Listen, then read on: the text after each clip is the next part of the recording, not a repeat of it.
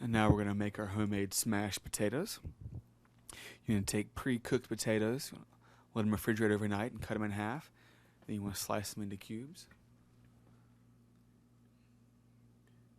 Depending on how many people you have over, will determine how many potatoes you use.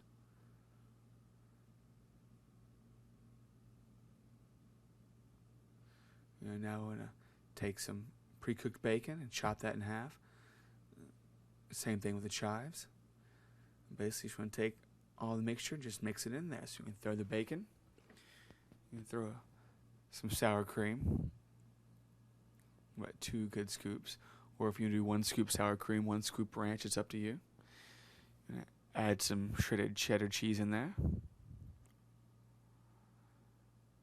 You got your chives. Throw those in there as well.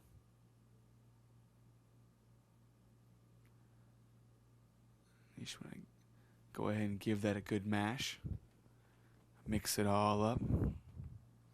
Just like Mom used to make. That's one thing I loved about Thanksgiving and Christmas was homemade mashed potatoes.